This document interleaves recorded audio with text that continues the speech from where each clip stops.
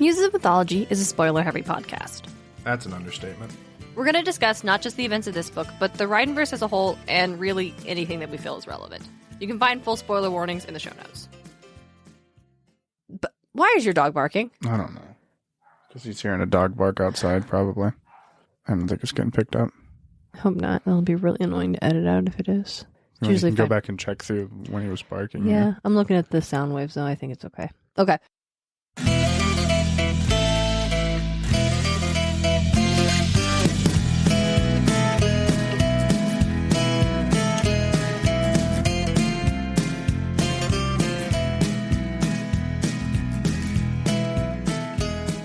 Welcome to Muse of Mythology, a podcast where we explore how ancient myths become part of modern pop culture through the lens of Rick Riordan's Magnus Chase and the Gods of Asgard.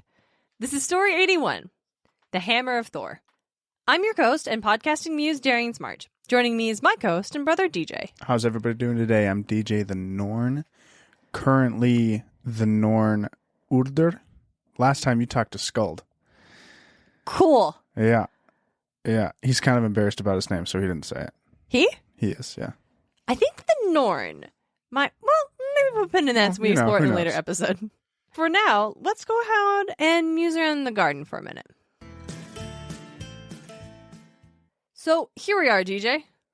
Finally. Finally, mayhaps finally figuring out a way to course correct. So exploring these myths are fruitful and fulfilling and don't make me want to cry. Yeah, fair enough. And course correcting to just more comfortable for the Norse mythology too. Yeah, just pair them all together. But you know what? Don't worry about that right now, dear listener. Right now, we get to talk about another book. That we do. Love talking about the books. We know that you love us talking about the books. We see the download numbers on these episodes. You like these episodes. We also like these episodes too. I also like these episodes.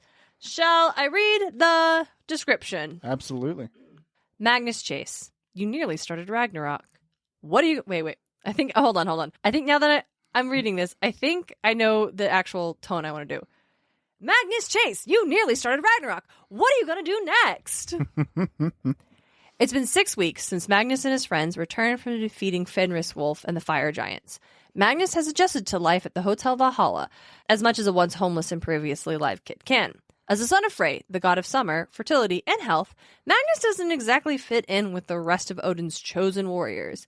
But he has a few good peeps among his hallmates on floor 19, and he's been dutifully training for Ragnarok along with everyone else. His days have settled into a new kind of normal. But Magnus should have known there's no such thing as normal in the Nine Worlds. His friends, Hearthstone and Blitzen, have disappeared. A new hallmate is creating chaos. According to a very nervous goat, a certain object belonging to Thor is still missing, and the Thunder God's enemies will stop at nothing to gain control of it. Time to summon Jack, the Sword of Summer, and take action. Too bad the only action Jack seems to be interested in is dates with other magical weapons.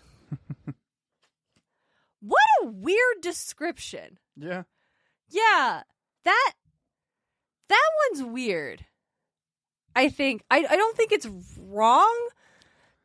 It's just a little strange. It's just kind of weird, but it's a weird tone. Weird tone. Yeah, strange tone. I did come at it at the top with the tone. But even still, it's just a strange tone throughout the whole thing. Yeah, it does a weird amount of explaining to you, the reader, what you probably should already know if you're picking up this second book about Magnus's backstory and being it feels like it's trying to... It recaps a little too much. It recapped a little too much and didn't give us nearly enough of, we should get the certain object from Thor is missing, way earlier and talk about the stakes. And it doesn't even mention Samira. Yeah. What she she's very loosely mentions anybody else. Yeah, her stuff is. We spent more time on Jack wanting to date daggers and swords and stuff. Oh, what's it called? I'm so Skulfnung. Yeah, nice. Yeah. You'd think I would know this time because I did, in fact, find an audio version of this one because I was just not having time to read it in the turnaround. You weren't giving yourself time. You were playing Kingdom Hearts while you were listening to this, Darien. Yes, because here's the thing. Once I figured out I could just listen. Once I figured out I could listen to it, I got it done real quick while playing Kingdom Hearts. I could listen to books on 2x speed. It's great. Audiobooks are awesome. Audiobooks are awesome. I've never been against them. Usually I try to read because it gives my brain the nice breaks it needs because I can't multitask while reading. But yeah. DJ, call me out. I've been playing Kingdom Hearts. We both have. You started this. Yeah. This is a whole thing. Also, I'm not going to cut this like I usually would because it is actually a thing we're documenting on our Patreon. Over on our Patreon, Darren has been giving entry logs, which after seeing a couple, I'm like, she should have called these reports. Darien's reports. I should have called them the reports. Darien's reports. Oh. Yeah. Is it too late to pivot? It's way too late. You have 6 of these. Yeah, the 7th needs to go up tonight. Oh, man. Just documenting different things I've been doing and playing and such like that, or saying and shit. And here's the thing. We say it's on Patreon, and it is. That's where you find it. These are totally free. Yeah. They are free to access for everyone. Shout out to Elizabeth, one of our patrons who was in the Discord, for requesting a recap of these and inspiring me to do so. Yeah. So, yeah, that's why, yes, I have been playing Kingdom Hearts, but that's also for the podcast. Technically. It is for, if we need to pivot out of this at a moment's notice, there is a foundation of, hey, we talk about Kingdom Hearts here. Man, Chain of Memories is just a drag. It's, you know what, but if, I'm going to write down all the stuff you said about if it was on the Game Boy, you would have enjoyed it more. Yeah, probably. But that's not what the topic of, that's not what this episode is about. Not at all. Darren, do you want to give us a recap of Hammer of Thor? I couldn't if I tried. Why not? That's why I read the description. That's why we don't do recaps on these ones. We just read the... I did a recap last time, Darren. You are not going to get out of this. I don't. I didn't listen to the last hour and a half, and I still did a recap, okay? You did do a recap. Oh, I forgot. We do recaps for the books. We do. I don't know where my head is at. Floating in a bubble bath, I guess. Okay. Let's do this. All right, ready? Mm-hmm. Go. Okay, so we open with Magnus. He's meeting Samira for coffee. She's got an informant who's going to hopefully give them news on the Hammer of Thor. But Samira's got to bounce off because there's a potential new recruit in progress, meaning someone's about to die, which is a real casual way of putting that. The informant is Otis the goat, one of the goats that Thor eats every day. And he says, yeah, the hammer is in Cape Cod. You should definitely go get that. But then the goat is immediately murdered by an assassin. We don't know the assassin's identity. Magnus goes home, and the new Inheriar that Samira picked up. Oh, just her half sibling, also a child of Loki, shapeshifter. Yep. He is not having a good time here today. No. We finally get to touch down with this new character, Alex Fierro. When they hit the battleground, and she is gender fluid, is like, all right, we're cool. Anyway, into that, she cuts off Magnus's head. She had to do it. He was dying, but in a bad way this time. Then there is, we got to go on a quest. We need Hearthstone and Blitzen's help, but they've been in hiding because Hearth read some runes that said Blitzen was going to die. But they go to the Cape Cod and go to this tomb, and there's a sword who could not be drawn in the presence of women or in daylight, but once it is drawn, it needs to taste blood before it's sheathed. Blitz gets stabbed. Well, we got to go find the whetstone that helps heal this wound. Oh, Hearth's dad has it. Hearth's dad sucks. But they get that back. They save Blitz. They got to go on another side quest because this book is just quests. Because also, who's got the hammer? Giants got the hammer. Giants who want to marry Samira's got the hammer. We got to stop the Giants from marrying Samira. Eventually, we find out that the assassin is Uttar Loki from the last book. They do more quests there to prove their might. We become closer friends with Alex Fierro, who Magnus is such a crush on. Yep. Like, wow. Get to the wedding. Manage to kill the Giants. Get the hammer back, but shoot, the sword is actually being used to free Loki. Loki's free. Uncle Randolph's dead. Also, Sam's fiance knows about the 9 realms now. Magnus helps his brain not get fried. You were 5 seconds over. Damn it. I spent too much time at the top talking about the goat. It's always like that. Yeah. Yeah. I guess I don't explain I guess I can't blame the description on this, the first edition North American or American hardback version of the book for being kind of weird. Yeah, it's funny that you say that this book is just quest. That's like all of his books.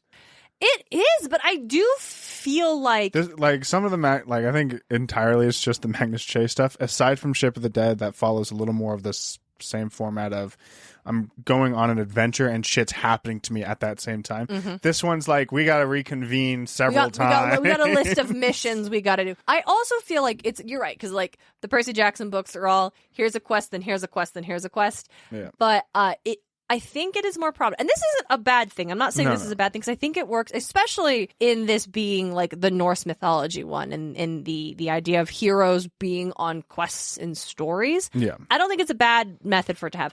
I think it feels more prominent in the Magnus Chase book than it does in the other ones, because every member of the squad solves a quest.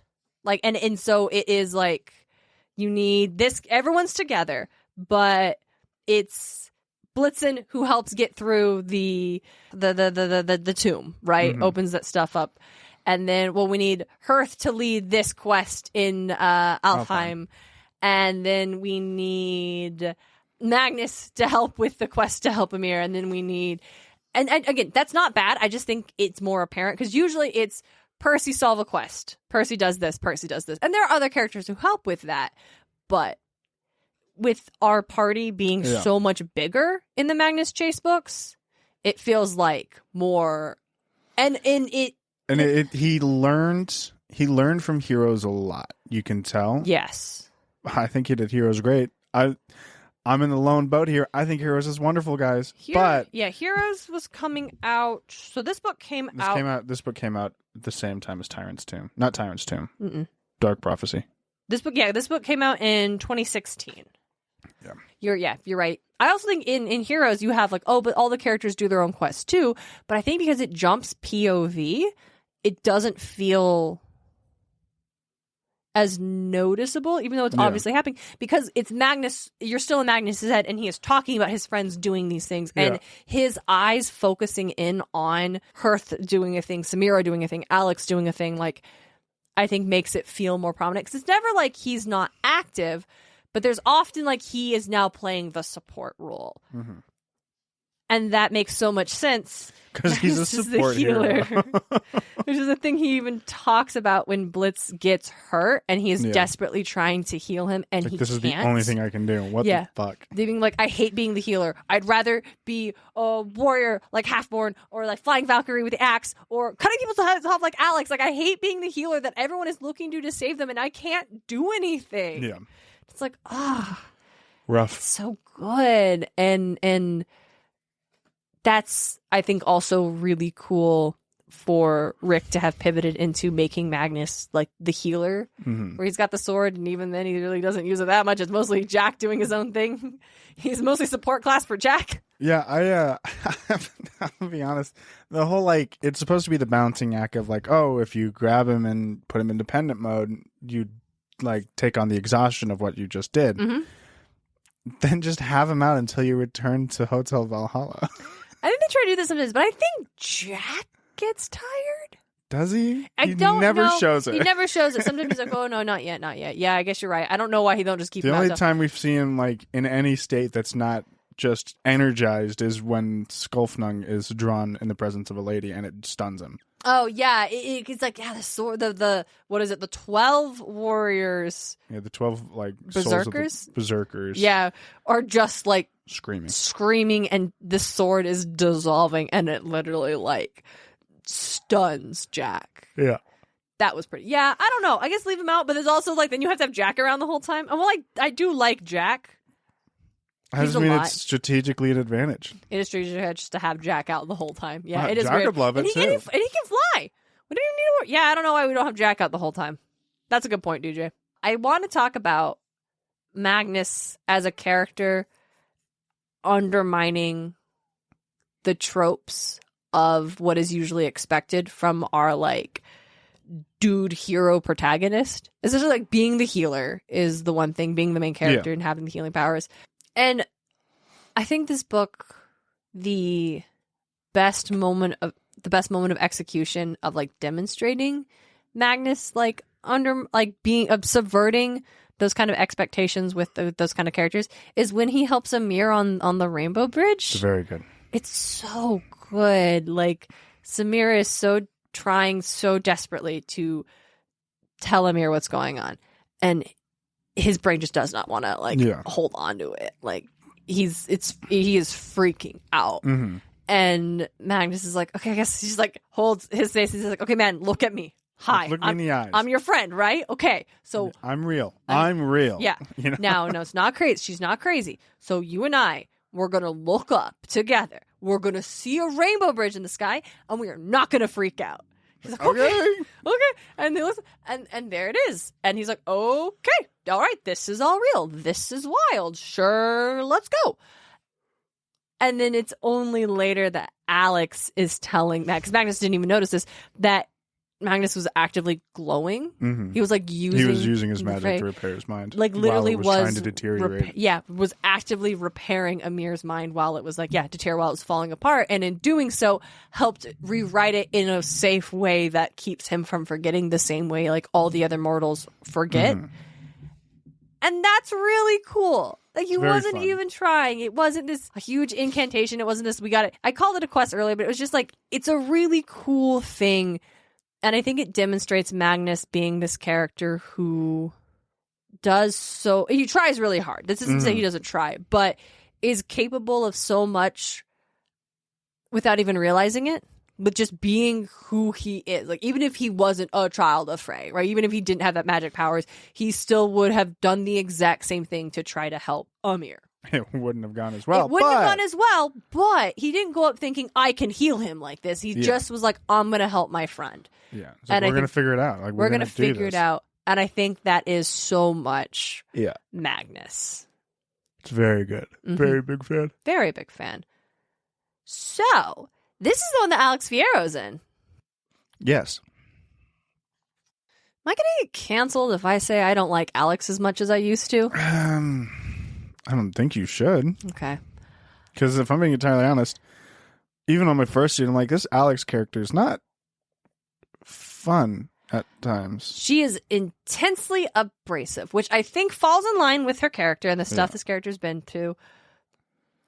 But it also makes me kind of be like, I don't know if I would have wanted to hang out with you. You're kind of mean. Let's take a break and muse around in the garden for a moment. Baking from our childhoods just sticks in the memory, doesn't it? We never set off on holiday without piles of Tupperware. And there'd always be Bakewell slice, flapjacks, and tray baked scones in the boot. Do you not do that, Lisa? No. Sadly, I do not stack the Tupperware in the back of the car when we go off on holiday. Oh. Welcome to Small Ways to Live Well, a new podcast from the Simple Things magazine. Season 2 is a pick-me-up tonic that helps us make the shift from winter to spring. A 6-week suggestion box full of things to note, notice and enjoy about the season. Search for Small Ways to Live Well on your podcast app.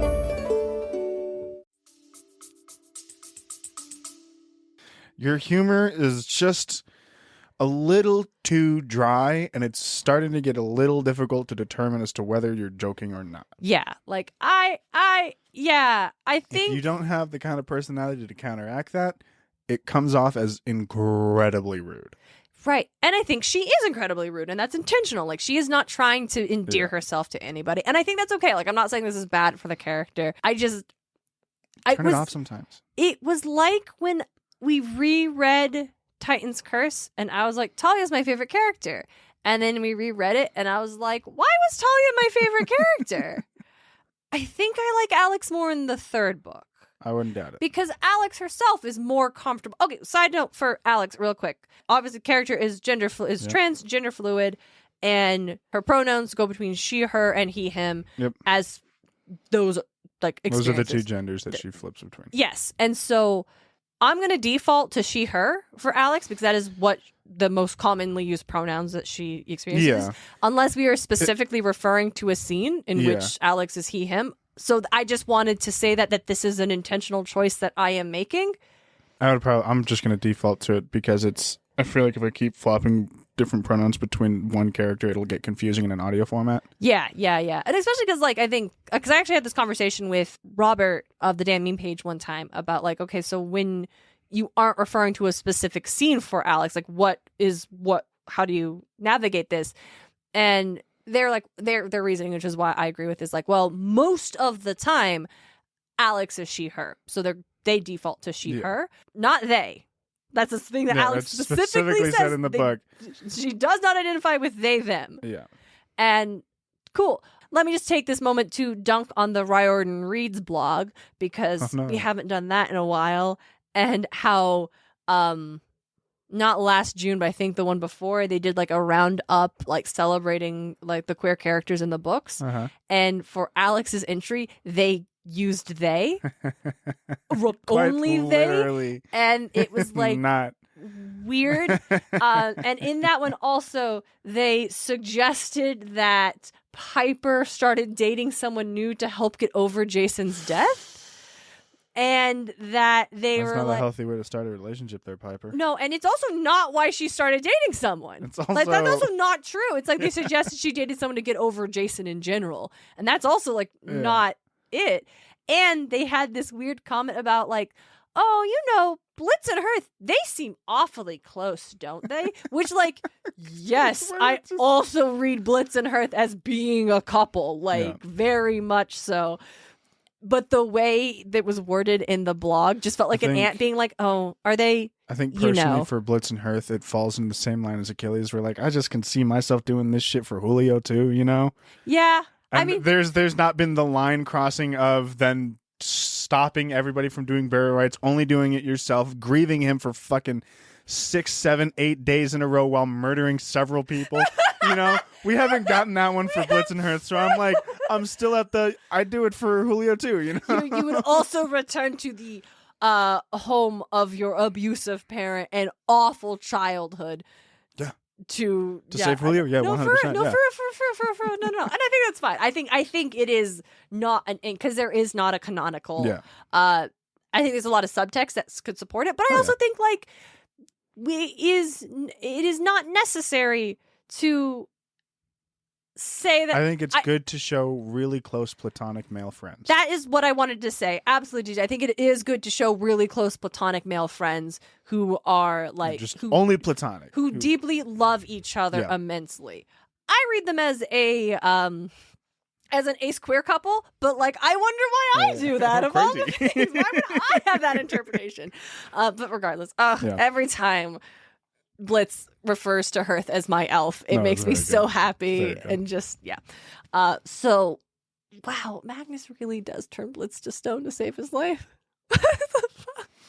So I guess we should start recapping from beginning to end. Y'all read these books. Detail. Actually, this is a great question. I never really thought about this. Do listeners read the books? Like, you've read the books. No, these are our most viewed episodes. They're listening to these to get a recap of the book. Or because they like the books and want to hear what we have to say about them and don't care about what we say about other things. Or it's people when they tap in being like, well, I haven't heard this one, but they've talked about my favorite book in the series. Let me hear if it's worth my listen to. And it feels like statistically the answer is no. I know some of our listeners, Tim O'Connor, have never read these books before. So going recap feels definitely useful. But I just wonder, it's just a thought I had recently is that even when I've listened to a podcast where they've talked about a book that I've read before, I still like hearing them recap the plot beats and discussing it. So, yeah. Because what else? Were we just going to sit here and gush about the book out of order? I mean, depends on how we feel about the book. Yeah, right. I want to say I think Alex is a very strongly written character. I think the choices make sense for her. I think she's meant to be this way. I just wouldn't want to hang out with her. I don't think I want to hang out with her because it feels like she would be mean to me. If somebody brings her along, I'll be like, okay, cool, but I'm not stoked. Is she gonna make shitty comments to me, or are we gonna like joke and have fun? That's the thing about Alex. I feel like that's also the thing about Alex is that depending on who's it could be fun. Yeah, depending on like, is she in the mood to bring an energy where she like, we're gonna hang out and we're gonna joke and it's gonna be super fun, or is she just gonna make me feel bad about myself? Yeah, and it's like, okay, I didn't ask for this. I recognize that I maybe said something that triggered a unhealed part of you, and now you are lashing out at me for it. All right, but also as I'm saying this, I recognize I'm 30 and Alex is 16 and just died. Yeah. So let me give the 16-year-old who just died some grace. Her Inharry scenes are great. She fought 2 wolves. Yeah. He fought 2 more wolves? than 2 wolves. I think it was he at the time. Yeah, because when Sam first drops Alex in Valhalla, she calls Alex her brother. Yeah. So, yeah, this unhoused man was being attacked by wolves, and we get some great lore stuff. Very good. With Magnus talking about how there are like children of the gods in the world who don't want to be part of it, who reject it, but it still causes them trouble, and a lot of them end up being like medicated or unhoused because they just can't. Yeah, they just can't deal with it. And so we see this guy who's literally like, I don't want this, keep away from me, I don't want to be part of that world. And Alex rolls up and fights these two wolves to try to save this dude, and is like shape-shifting left and right, and it's really cool. Obviously, Alex winds up at floor 19 with obviously our motley crew. Running around like a cheetah, causing chaos because he is experiencing a total panic attack in fear that dying will Lock him into the gender in which he died in. Yeah. And it doesn't. Nope. And that's great. That's yeah, I think that's a genuine understandable fear for someone to have, that like going not even just like a gender identity, but like going through this change will cause you to lose something of yourself. I think any kind of major change, not wanting to lose something that is integral and precious to you. So yeah. And Alex is just badass from the jump. Like, we can't not. Yes. Alex sees, well, the reason she cuts off Magnus's head is because Magnus is being possessed by Loki. Loki is using Uncle Randolph as a conduit to have like Magnus possess him. Yeah, like kind of what he's doing. He's like he's making a video call through Uncle Randolph. Yeah. And he's about to explode because of the magical. It's just overwhelming his body. Yeah, and he's seeing and Magnus cuts his head off. Or Alex cuts. Alex cuts Magnus's head with off. a garrote. It's a pottery wire. It's a pottery wire turned into garrote. Yes, thank you. Because Alex also does pottery. Yes, which is very cool. I cool. like that. Rick Riordan hitting the soulmate vibe so strong, because when they go in, the floor 19 gang goes into Alex's room to try to like, we should greet him. We should greet our new roommate. Let's say hello. And it's empty. But Alex is in there. But the room is so similar to Magnus's. It has that outdoor open atrium thing, and he's looking around. I gotta say, the layout of these rooms, at the very least, the layout of Magnus's and Alex's room is fucking crazy. A plus sign. Yeah, it's a plus sign. That's nuts. Oh, it's a plus sign. Yeah, it's the atrium in the middle and 4 things coming off. Oh my god, I just picture it as a fucking circle room, and it's just like the whole thing is the atrium. No, I don't picture the middle. It's like a square of the atrium in the middle, and then you got like, I guess, bedroom, bathroom, kitchen, entryway. DJ, I've been picturing the bed in the atrium. No. He said in the first book, he said, I didn't sleep in my bed, I slept in the atrium because sleeping outdoors felt more natural to me. Just this Nordic braid bed just in the middle of a forest. I don't even think it's a bed. I think it's like I am. Here's the thing I know about myself is that I have white room syndrome so badly in my own writing because I struggle to picture scenes even when they are well described. That's rough. As I can say right now with you telling me that the room is the shape of a plus sign and not just an entire outdoor segment of a forest. No. There's a kitchen in there. I don't. Maybe it's not a kitchen. Maybe it's like living room area. I guess the bathroom wouldn't want to. I have no. Literally, how it's described, it's like, the atrium's in the middle, and there's 4 like rooms connecting off from it. And I'm like, that's just a plus sign. What the fuck, even, dude? Stupid. It's a dumb layout. Oh my god! I thought it was an atrium.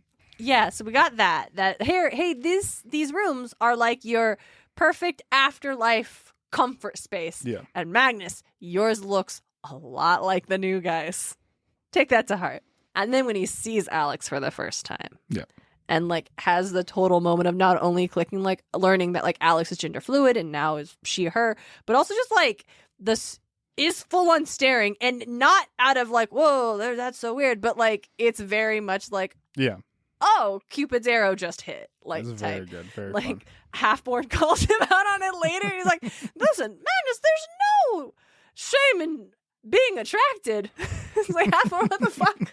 So very good. Very good. Speaking of Halfborn, he does keep using a term that Magnus hasn't used before for Alex. Augur. Augur. Thank you. I could not figure out how to. There's Yeah. too many. Augur. Augur. Which direct translation is unmanly. And there is an argument between Halfborn and Mallory on whether the word is an insult. Yeah. With Mallory being like, it means unmanly, that's not cool. And Halfborn being like, it's only an insult if you're using it for someone who is not an augur. Like, this is just, and later on, Alex is outright like, nah, I will decide what is or is not manly. You don't Yeah. get to use that word for me. Which is like, yeah, there. Alex gets the final Yeah. say on it. But I think it's interesting because it is Halfborn being like, oh, yeah, no, the Yeah, dude, I concept fucking of, ran into augurs all the time. yeah, They no, were the concept sweet, of dude. gender fluidity is like Jack not and I a like, new dude, we thing. met augurs all the We met time, all dude. the time with Frey. Like, this is very much Rick Riordan being like, hi, It's I fine. understand a lot of you were told that this is a new thing, and I just want you to know in the texts, it's actually not. So, yeah, you could all just be chill. Actually, this is not a new thing. This is not a new invention. This is not a danger to the foundation of human society. Like, this is actually just like a total thing that has existed in many cultures all over the world, and we could just be chill about it. Mhm. Now, I know you won't be chill about it, which is why I will also be having our main character protagonist fall in love Yeah. with the transgender fluid character, just because I need you all to know I'm done fucking around with you people. And we do respect Rick Riordan. It's great. It's wonderful. Also, Loki is Alex's mom. Yes. Loki turned into a woman, slept with Alex's dad, who was a Who's married, very rich, wealthy person, married, and then suddenly had a son. Like, here's your baby. Yep. You didn't. And Constantly shows up as a reminder. Like, remember, I'm real. yeah, you can't I'm a just god. forget Your child is is a demigod and can shapeshift, because yeah, they talk about Loki showed up to Samira's grandparents and was like, oh, They just forgot. yeah, it's like, oh, by the way, you actually don't get to arrange a marriage for her because I'm her father. That's my right. I've arranged a marriage for her with a frost giant. A frost giant? Yeah. Or No, earth giant. With an earth giant. Ha ha ha. Thrym, son of Thrym, son of Thrym. Yeah. And also told him that she's a Valkyrie and what she's been doing the whole time. By the end of the book, they have forgotten about this. They've all forgotten, and they know that Sam and Amir made up. Yeah, they had a fight, but everything is cool now. Yes. No worries. That's all they know. That's all they know, and it's. That's all they need to know. I guess it's all they need to know. And the reason that, like you said, that Alex's mortal family didn't forget is because Loki kept showing up. Yeah. And you gotta wonder why. It's very strange. It is like, why are we like what? Like, because Oh my Loki has a God, plan for Loki is just- everything. What did Loki gain from Loki making gained sure? the fucking ire of Alex, and Alex wanting to make sure that her power is her own. Yeah, That's right. what- It that's feels like what what he Loki gained. gained from What he here gained was being was his around all the time. downfall. Was his own goddamn downfall. Because yeah, Alex shapeshifts all the time. Alex has a tattoo that's like the symbol that's associated with Loki, and she talks about how it means like change and fluidity. And she's like, that's cool. I get to keep it. I put it on my pottery. Like, these are my powers. Why does Loki They're get mine. that, dude? That's Yeah, he bullshit. doesn't get to claim it. He doesn't get to claim me. And for that reason, Loki can't control Alex.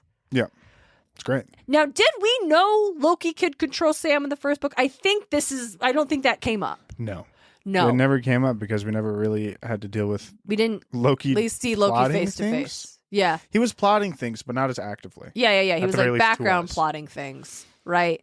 In Tomb, when they're getting the sword, he literally tells Sam to stop breathing. Yeah, And she just does. yeah, And it's rough. horrifying. It's so scary. Like, that's the moment that I think Loki's a villain. yeah, that you're like, oh no, we need to kill this No, guy. Loki's not a Like, good person that we're not here for. gonna. This isn't.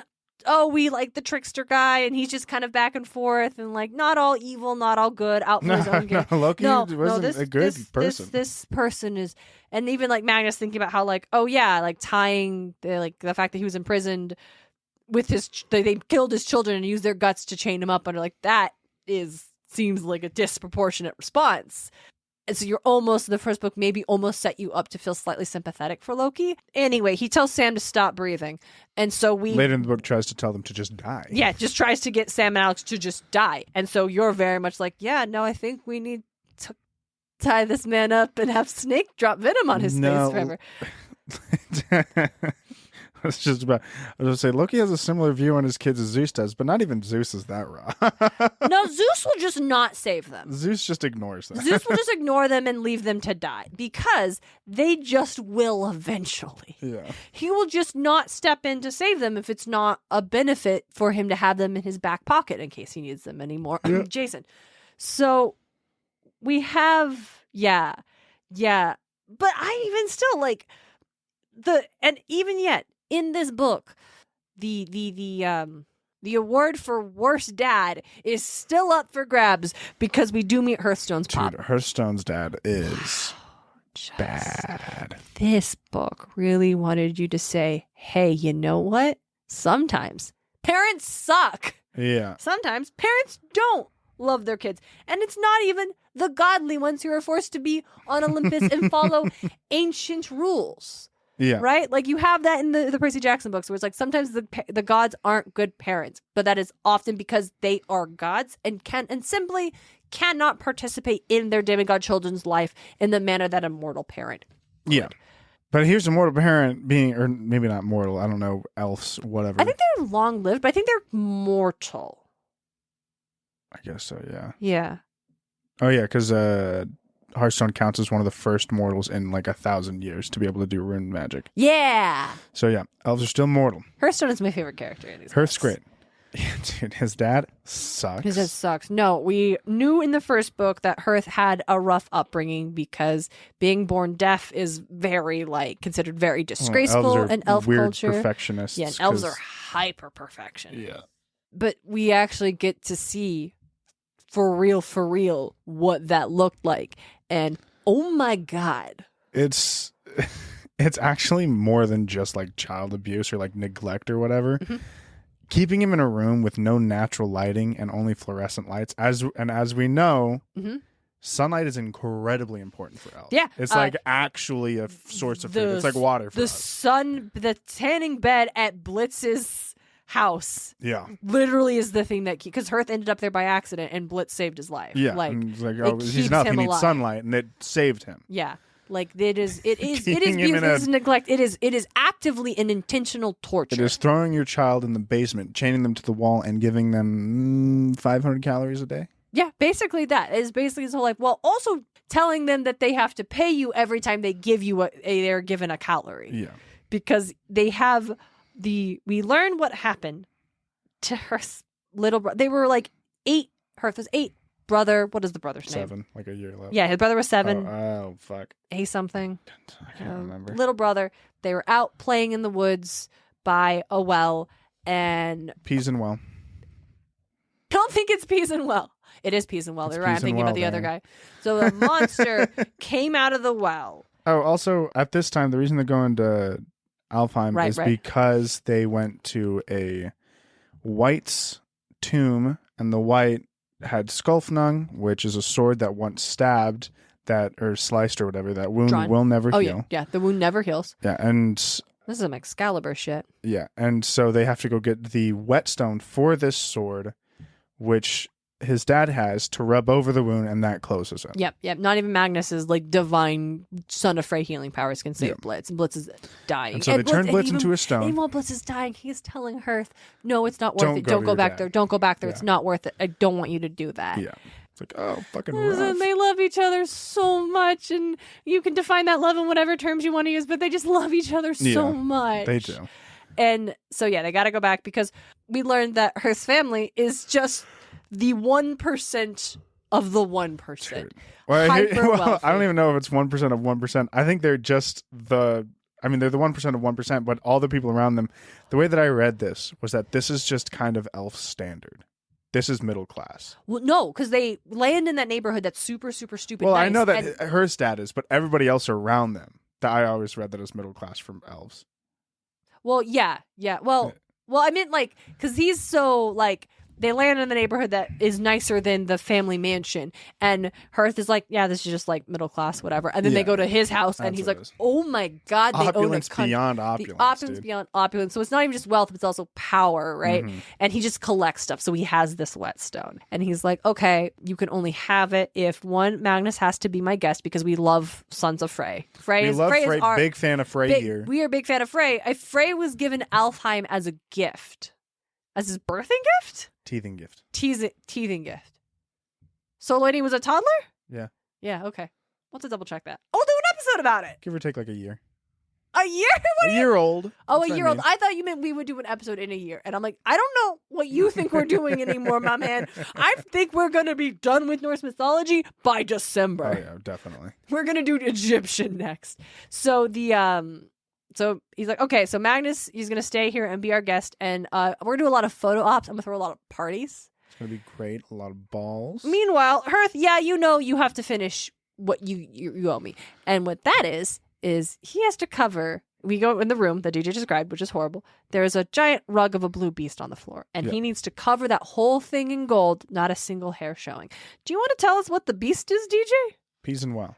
Yes. I don't remember anything else about it. Oh, no. In Peas and Well, which is the creature that climbed out of the well and killed Hearthstone's brother. Yes. And Wow. the reason that Hearthstone couldn't do anything, quote unquote, he was 8. He was 8. He couldn't have done Couldn't do anything anyway. because he didn't hear it because he's deaf. Yeah, he was deaf. His brother was like playing by the well, and Hearth was nearby, which is also so like psychologically traumatic. It's not even like he was like in somewhere else and couldn't have even seen it happen. No, or he like was nearby. Like it happened behind his back. It was happened like he was mere yards, like even like 3 yards away, maybe like that. playing with like some stones because he's 8 and literally didn't hear it happening. And when he turned around, his brother was already gone. He goes running to his parents. The father comes out, kills the beast, and somehow that rug ends up in Hearthstone's room. Magnus thinks that maybe he forced young Hearthstone to do it, but we have no confirmation of that. But that sounds probably right. No, it was the handmaid who said, yeah, he forced Hearthstone to skin the... Okay. That was just me misreading. Maybe it wasn't the handmaid, but maybe Hearth described it. But like, we know it was. Yeah. Okay. Yeah, no, it's real bad. Speaking of the handmaid, she's nice. She's wonderful. She's what is she? A whole I don't remember. Let me pull the book. So she looks like an elf, except she has a tail that looks like a cow tail, and she is like a woodland spirit of Norse. We'll get into that. She is Inge is what she's called. Is her name, and holder. She's a holder, and it's illegal for her to hide her tail. Yes. So neat, huh? Just Alfheim, really cool, chill place to be at. Yeah, very rough. But she's very sweet and deeply, deeply, deeply in love with Hearthstone, the poor dear. And I can't even tell if Hearth reciprocates it at all or not. I don't think he does. I have no idea. Because maybe he didn't even read it at all. I don't think he read it at all. Because later on, Magnus asked her, has she been in love with you since you were kids? And Hearth is like, basically, he's like, you're crazy. What are you talking about? No, she's not. And I don't think he's like trying. Like, Hearth is not the kind of character who I think would like just be like embarrassed, be like, no, you don't know what you're talking about. Like, I think he genuinely is like, what? No, I've known her forever. What are you talking about? I think I would notice if she was in love with me. And it's like, Hearth. No, because you were so focused on runes and your dwarf BFF. Like, you don't care about anything else. But she's very sweet and very much mistreated by Mr. Alderman, who is a monster. And the other thing in Hearth's room is that there is like menus on the walls about like, you do this chore, you do this thing, you do this thing. You get some gold, but it also costs you this much gold to like do. A meal costs 7 gold, more expensive than anything you could earn. Let's also not forget the fact that they force Hearth to communicate by writing on a board, and even though he can't understand the sign language. Yeah, he can understand sign language, and he just refuses. He won't acknowledge. He's like those silly hand gestures, and you're just like, and Magnus over here like, I think we need to kill Hearth's dad. Like, we got Loki, we got Hearth's dad. Like, what? And but I love Magnus being like, I can't just fight this dude, and like, it's not going to help my friend solve his problems. Like, it won't help. I bet this place got security out the wazoo like, too, won't so help, we can't really do anything about that. And I love the thing where he's thinking about he's so angry at one, seeing how Mr. Alderman continued to treat Hearthstone, but like fully realizing what his friend's childhood was like. That he's like, I don't even want to just kill him. I want to do something. I want to punish him. I want to do something terrible. I want to, kill his children and use their guts to bind him up and have a snake drop venom on his face forever. You know? And you almost wonder, like, that's the thing. I couldn't figure out what we, the reader, were supposed to draw from that. Are we supposed to be like, oh, Magnus, like, you're so angry you want to do something so horrible that you already deemed as like not a proportional thing to have done? Or are you realizing, hey, maybe the gods were right? I think he's realizing maybe sometimes something so horrible, sometimes something super drastic is appropriate. Maybe that is what they were all feeling when Loki killed Balder. Like, because maybe death is a pretty quick release. Yeah, like That's especially kind when of- you know your afterlives, right? Yeah. Now, I do think of all the things Magnus would probably be like, you know who didn't need to be involved in that? The sons. They didn't need to be killed and their guts used as chains in that. And No. Loki's wife doesn't need to be there standing. We maybe Loki's wife at the end. But of that's just a punishment for Loki. yeah. That's just the punishment for Loki. But that's the thing. Because It's the thing that resulted in him being locked up is him killing Balder. with the mistletoe. And so for him to feel the same pain that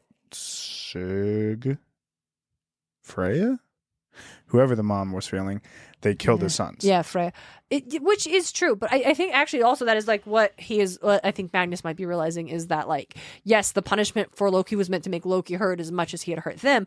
But in doing so, they also hurt the sons who had not done anything, who were not guilty of a crime, who did not deserve that. And so Magnus thinking about, like, oh, would you kill his sons and use their guts, was Mr. Alderman's son. Yeah, wouldn't use that. Well, Yeah, he but- also doesn't give a shit about that. Well, no, but that's Magnus realizing, what would you do? Would you do these things? And if you're going to do that to Mr. Alderman, that would require hurting someone else too. And so I think it's like, yes, people who do these horrible things should not be allowed to just get away with them and then continue to do horrible things. Yeah. But perhaps that first instinct of let's punish based on revenge and hurt will not be the thing that is the solution in the long run. Yeah. Anyway, they get this other dwarf guy who's got a lot of gold and a magic ring. Just a casual reminder, if you didn't know, I'm sure you did if you listened to this podcast or anything. Tolkien loved Norse mythology. Big fan of So Norse. we got a cursed ass ring, dear listeners. Yeah. Got I don't remember this dude's name. I only know the story of Fafnir. Oh, you know the story of Fafnir? Yeah. Why do you know the story of Fafnir? He's in Smite. I don't know why. What a silly. Hey, do we talk about Smite 2 or... We'll talk about Smite when we get to the actually talking about the stories that they're involved with. Oh, no, I know. But, like, did you want to acknowledge Smite 2? I just Smite 2 the number. Yeah, my bad. Yeah, Smite, the sequel, big if you fan will. of it. Smite, Well, the I mean- sequel. No. Yeah, I'm a big fan. I'm obviously very excited for it. There's no, No, that's it. I just like, we talk about it all the time, and it would feel. I've listened to podcasts where I'm like, when are they going to mention it? When are they going to mention this thing? So there I'm it very is. excited. I've been following everything they've been releasing on YouTube about it. All the developer deep dives. Hecate looks great. Big fan of the Dami Mommy vibe she's giving off. She's Okay, not well- quite as like dark clothed, but you know. So the dwarf's name is Anvari. She said, forcing us back onto topic. Yep. He can shapeshift. He disguised himself as a fish, and so Hearth blew up the pond. And Made the pond float overhead. oh, right, that's what he did. He just, took the water away, Yeah. and so all the fish are suffocating. Are slowly drowning. and Magnus is like feels really like bad. Like, this is really. It's like, I don't this want is any not, fish I don't to wanna- die. this Like, is- I understand what you're going for, but because he's like, okay, well, he can shapeshift. He will be forced to change out of the form of a fish, and then we will find him. And Hearth could not care less if these fish die. Oh, we're doing this because Inga suggested that the way to get enough gold is if they steal it from enough this dwarf gold quick enough. quick enough. They because need it fast. they need like they have 6 days or 4 days until the wedding and a couple days until Blitz starts to crumble. Yeah, so they gotta go quick and they gotta So- cover this. It's like a grizzly bear sized rug. Yeah, a polar bear. Grizzly bears are bigger. Are grizzly bears bigger than Pretty polar sure. bears? Yeah. At the very least, they're wider. Let me see. I feel like polar bears. Hold on. Biggest bear. It's like a panda bear.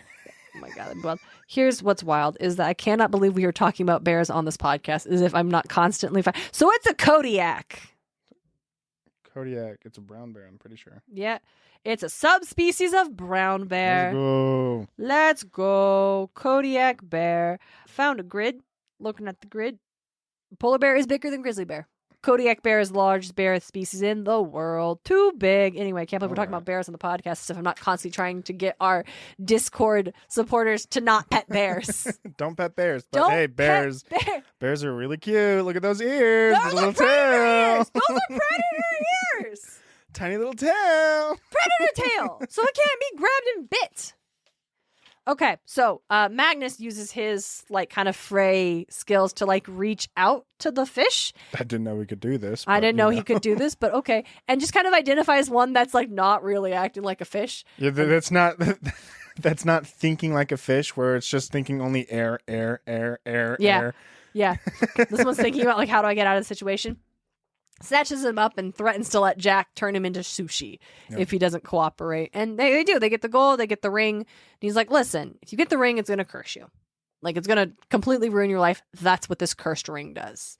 It's like, okay. You ever heard of Fafnir? And list off a couple of other names. Yeah, every Powerball winner. Yeah. Oh, dude, Powerball is $1 billion. That is it's crazy, tonight. Dude. I almost went and got a ticket. It's been $1 billion 4 times over the span of a year. That's a lot. It's crazy. That's weird, dude. Right? They need the ring, though. They get the treasure. They need the ring because without the ring, you will always have slightly less than what you need. And lo and behold, that's true because when they pour all the gold on there, one hair sticks out, and every time Magnus tries to move it, it pops up in the place. So they have to give Mr. Alderman the ring. And he just completely he smiles instantly. We've got Bilbo Baggins at his birthday party with the ring. Like, whoa, we took a turn. I would like to remind you again that Tolkien really loved Norse mythology. Big fan of Norse mythology. So, he's got all the guests there throwing gold around. Tries to say, like, Magnus is going to live here forever. He's like, no, I'm not leaving. I knew it. You just came to steal my gold. Like, we just gave you the gold. Nox are the water horse security. Kill everybody. They break down the walls. Get the fuck out of there. Blitz is fine. Blitz is great now. He's Earth just once they got the whetstone, he immediately drug him to the bathroom, threw him in the shower to get the stone off of him, and then use the whetstone. Like, just waste. Dad's still monologuing like a maniac, and Earth is like, I have left 7 minutes ago. I do not care. As soon as he got that whetstone in his hand, he's like, and I'm done, and I don't have to talk to you again, and I don't have to engage with you. Not even listening to anybody here right now. Yeah. Dude.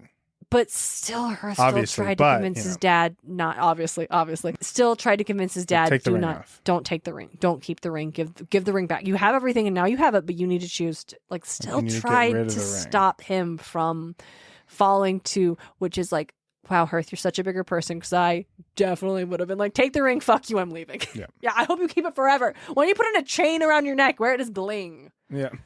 So they bust out of there. We forgot the part where Samira is taking flight lessons. Oh, yeah. And flies them to Alfheim where they skydive out into it because it's made of light and air. And that's the only way to reach it. That's cool. Yeah. It's a lot of fun. The flight lessons were a gift from Amir. Yep. And currently we saw Amir. He's struggling. He's having a time. This is not when he gets healed yet. He gets healed soon, though. He gets healed soon. We can save Blitz, bounce out, end up back in Boston. Up on the rooftop. This is when Amir gets healed. Alex is there. Alex is there as a chaperone. He's here. And Halfborn is there chaperoning the chaperone. Because Alex still can't be trusted to not run off. But Alex and Halfborn have become friends. Yeah, it's very fun. Which makes me very happy. So take care of Amir. We see Heimdall. Heimdall is a character. I know, he really likes taking selfies. He's just a goofy guy. Heimdall has 2 culture references that are just dated.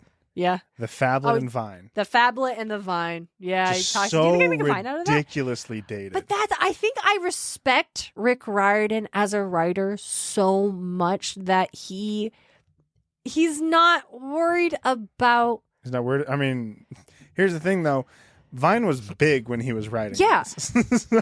And then, but I think it was also by the time it was published. When was Vine gone? Vine was gone in 2017, so it was still around. When Okay, this was so a public. year, not long after. Yeah, they just shut it down. It was gone quick. It didn't even. They It just didn't even shut have a it. Twitter They just shut death. it down one day. Yeah, they didn't have a Twitter, Tumblr death. It was just gone one day. But yeah, and so I think that Rick gets a lot of criticism for being like, "Hello, fellow kids," and like referencing pop culture, things like that, and being like, "Oh, it'll be so dated." It's like, yeah. I mean, that's like But I I know think- it's going to be dated. But that one line. You're right. That line There's right two. there. There's two. He Oh, sorry. mentioned Vine twice. Sorry, I didn't mean just I'm like not he even only talking about mentioned just the it once. phablet, but No, I didn't mean just like, oh, that one line. I meant like in any book that Rick Oh, yeah. Riordan writes where you find a part where he's making a reference that's like topical in that moment. And you're I think like, the thing is though is like all the Britney Spears, Taylor Swift stuff that Jack does. uh-huh. That's still pretty topical. Yeah, and it's like, oh yeah, he wants to do a Vine. I wonder if a new version would have him say he's going to do a TikTok video. Like, I don't. I wonder I if, think but TikTok also, might last a little longer than Vine though. yeah, So- but also even if he does, like, I don't really think it matters. Like, because I think everything else around it is so timeless and so yeah. strong that just because occasionally you get a pop culture reference that is jarring once the book is published often, once we get it in our hands, I'm glad he does that. I think that's great that Rick Riordan is like creating things I bet that to are the people who lived through it, We Didn't Start the Fire is a dated fucking song. yeah, You know? yeah. I bet there were some references and they're like, ooh. Ooh, wow, okay. What?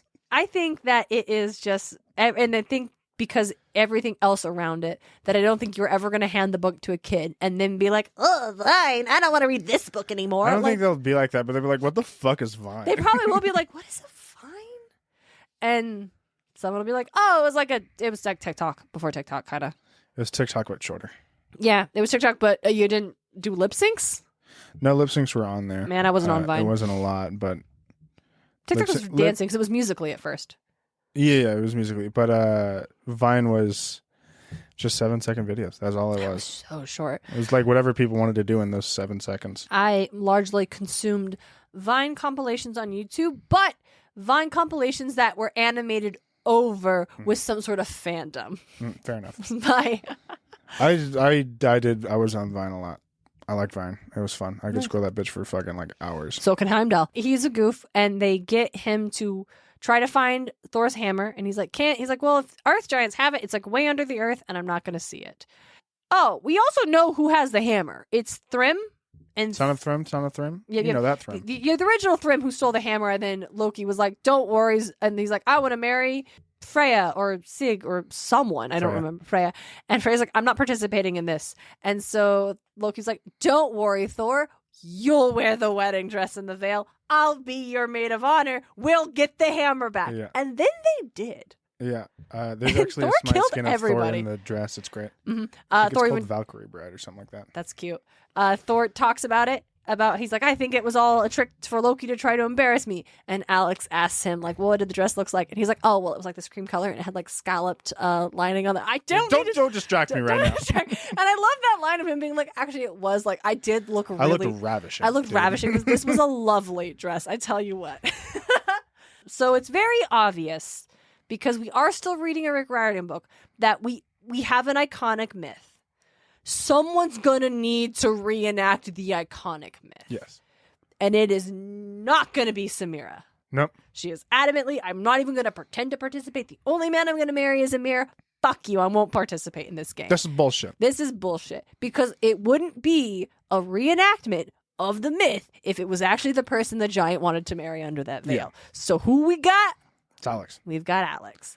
Not doing Magnus because couldn't tell. Couldn't tell you. Kind of wish it was It Magnus. would have been so much fun if it was Magnus. Because it would have been really fun. They're expecting a child of Loki. Yeah. And- There's probably some way. And that so they can- did do scans and confirmed, yes, this is a child of Loki and must be Sam. Hey, bridesmaid, you're also a child of Loki. Yeah, we're sisters. You know, they're usually related. Don't worry about it. Yeah. And also helps that Alex literally at one point shapeshifts into Sam to disguise to help sell the rose. Oh, yeah. So that's awesome. But we skipped way ahead because We did. Heimdall doesn't find the hammer. He does find Uthar Loki inviting them to a bowling alley. Bowling alley. I liked. Dude, I love This is Loki. And That guy's Uhtred awesome. Loki, he's awesome.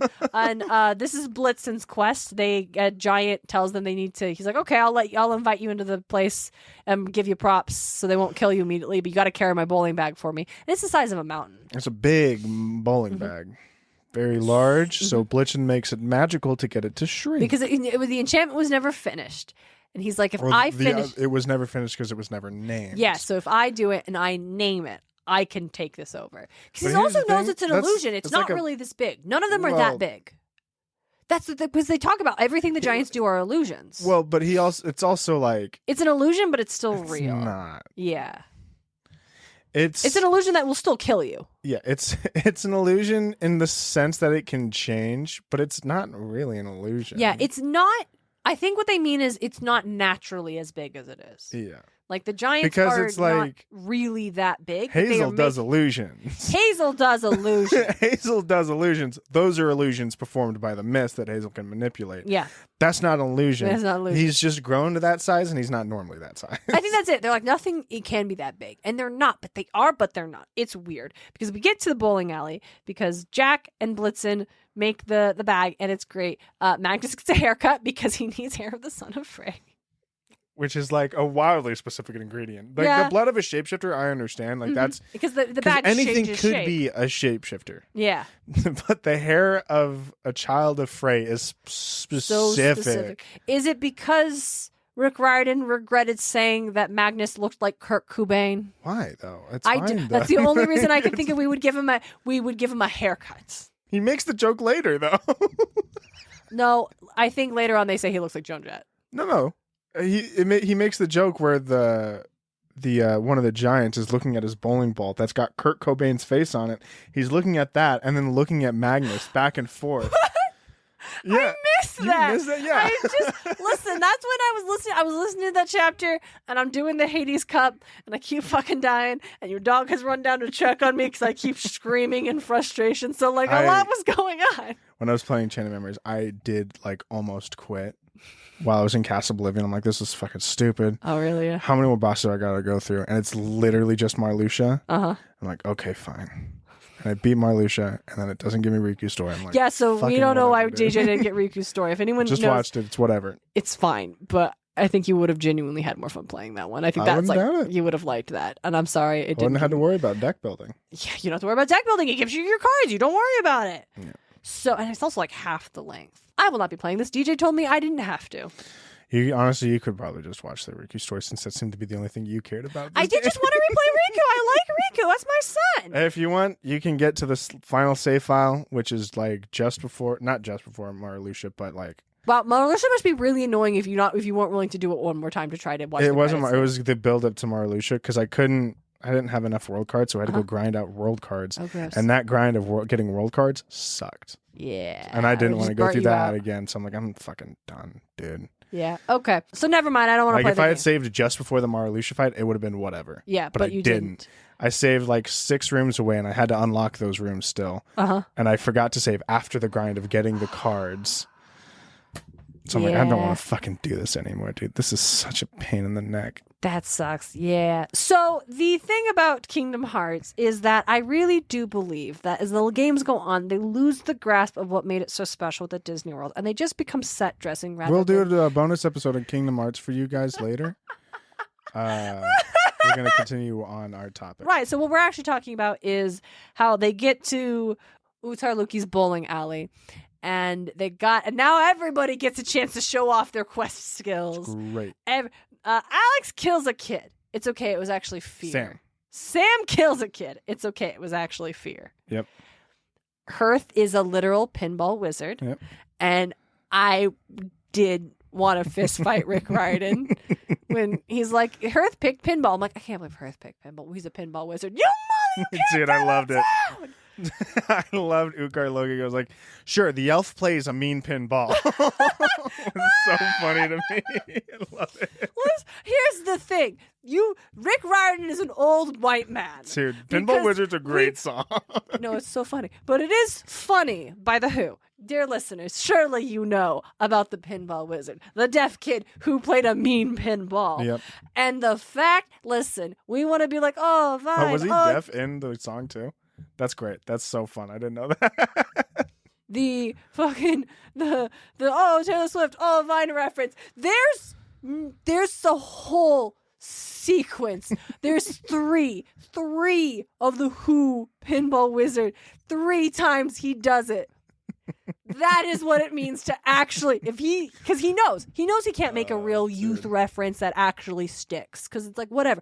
That man knows his skill, and it is shoving Pinball Wizard. Pinball Wizard.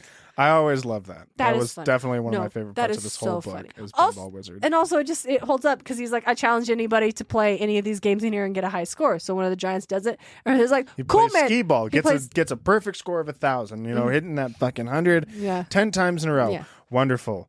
I'm gonna play pinball and get 1 billion points. Yeah, and they literally had to unplug the game. I think he didn't finish. They didn't. He just. Yeah, it was like when they he had gets- to tell him to stop. When he became a billionaire, they unplugged the machine. Yeah, because he plays a mean pinball.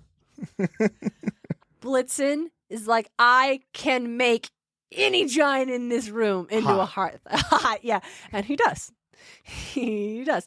And then they're in at the end, Magnus and Alec, because we are on the speed run enemies to lovers path gang, are gonna go bowling together. Because we're in a bowling alley, they actually don't get to pick what their challenge is. They have to go bowling. They are gonna go bowling, because why else would I put you in a bowling alley if we're not gonna go bowling? Yeah. There is an illusion, though, that's making the ball disappear. It's not making the ball disappear. There's an illusion that is hiding a portal that's in the center of the That's what it is. lane, teleporting it to the White Mountains in somewhere in Pennsylvania. I don't know. Somewhere, I don't know. And so I think it's Pennsylvania. Somewhere in fucking New England, dude. I don't give a shit. I don't know. So Alex and Magnus work together to, once they figure out what's going on, to undo that enchantment. Yeah. I don't really know why. Not why. How? I know, because it's like, he's like, Jack cuts portals? He can, yeah. So it's like using that, but backwards. But He's he needs healing it, I guess. He's healing the rift? I guess. Yeah. But he needs Alex's help.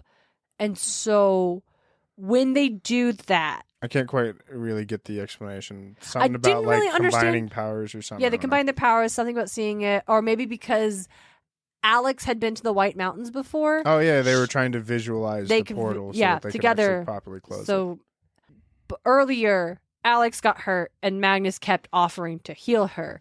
And she wouldn't let him, and finally jumped down his throat about it. It's like, I don't want you inside my head. It's like, the only reason I was in his head is because he was badly hurt. Yeah, like, I don't do Like, that you all- got a fucking cut that's kind of infected, okay? Yeah. Like, it's nothing. Yeah. Also, it is like, I think that's one of the things where I'm like, Alex is just always on defensive mode and going to attack first. Defensively offensive is what Alex is. Yes. And again, with the character's backstory and what they've been through, it does totally make sense. And I think the thing that bothers me isn't that they act like that, because I think it totally tracks, is that I think Magnus always and constantly Enables it? excuses that. Like, when that happens and she snaps at him about it, and he's like, I just don't want you in my head, which is, I think, totally fair. Those are personal things she's been through. She doesn't just want to like share those with Yeah. someone that she doesn't know, doesn't trust. Sam's the one that told her that that's something that, told Alex that's something that happens when Magnus heals people like that. And she doesn't want that. But it's also not something Magnus does on purpose or can control. No. So I don't want you to heal me. There is not a time where Alex explains that up front. It's like, hey, I don't want you in my head. I don't want you to heal me. It has to be yelling and snapping and putting down Magnus and attacking him over offering. I told you no, leave me alone. Yeah. And And the way Magnus responds to that is he thinks about how Halfborn talks about wolves and how, pack dynamics, one will push and push until another wolf snaps and puts you back in your place. He's like, I felt like I was put back in my place. And I couldn't figure out whether he meant that as like, that was a shitty feeling and I don't think that merited, or, oh, no, yeah, I was pushing too hard and Alex was totally right to respond. I mean, yes, she said no. And you wouldn't let it drop. But now it's fucking getting infected. But now it's like, and the reason, let me heal and it doesn't make sense to Magnus to be like, but I could just heal that real quick. That's the one thing I'm good at. That is my job, and has not been the reasoning. I had a mental breakdown about this earlier. Please let me just do it. But Magnus is also having a crisis about being a healer, and it's not to me saying, oh, Alex should have just explained. Yes, she should have just explained. She is also like a 15, 16-year-old who is I think it's fine that Alex snapped. I think Magnus should have had a better response to it. I think I'm not going to get into your head. Yeah, I think that's the only. Again, and he does it later. He does the only reason I was in Hearth's head is because he was wounded. Badly, and that's just what happens when I bore. Like it's not something I can control. I will try not to do that, and I like that. But I think my problem is just like it feels like every time Alex is kind of like needlessly lashing out, it is excused by Magnus, and maybe I am projecting a little bit of some other things I've experienced in past relationships that lead to me being very uncomfortable with that dynamic of again, I'm not saying that the way Alex is written is wrong. I'm not saying the way she acts is wrong. Like I think actually it makes total sense. And once she is comfortable in her environment, I think she is a really great character. And so it's kind of like once you earn trust, you get to see someone who is great. And that's also great. You don't owe anyone you at all times. Just that alpha comparison sucked. Yeah, it was it felt like she was right to snap at me. It's like, no, she was right to say no out of this concern she had, but just because she had a valid reason, and yes, you were pushing, but you also were responding from a place of trauma concern, but also their kids. I think there are some things that are okay to be pushed about, and having a wound, if somebody's standing there with a first aid kit and you have a wound and you're like, no, and you snap at the person with the first aid kit who's trying to heal your wound, I think that's not a great way to snap. No, you know what? I think you should explain I think yourself. we're dancing too hard around that. Everyone's feelings are valid. No, sometimes while you may have the fact that you were experiencing that is real and true and knowledge, that doesn't always excuse your behavior. Yeah, I think if I get shot in the leg and I don't let anybody put a tourniquet on me, I think what happens next is my fault. Yeah. I don't think Magnus was wrong he wasn't pushing at a boundary of safety or like I know better. It was literally like you're injured. You're injured, and he kept describing the injury as getting worse and worse and worse, and it's green worse, and he's only bringing it up when he notices, hey, it's getting worse. And if it was getting better, I bet he wouldn't have brought it up. And Alex hadn't done anything about it. It's not like they had found, or that's not like she. I can't remember what. I think she's in this situation. Yeah, I'm flipping through it, but it's not like she had tried to bandage it herself or had done anything about it at all. And it's on her forehead too. Yeah, so I think if she had tried to bandage it or something, maybe Magnus would have been like, "Hey, is it getting better? How are you feeling?" But he wouldn't have been pushing to let me heal it. So it's like, "Hey, let me heal that." It's not looking good. I just think that that is the thing about sometimes Alex doesn't react well. And that is based on a lot of things, and I think is actually very strong for the character. Yes. And I think the thing that bothers me is when Magnus decides it's okay that she acted that way. Yeah. And yeah, it was this. She's like, oh, the wolf dynamic. I felt like I just been put back in my place because I pushed too far. And it's like, no.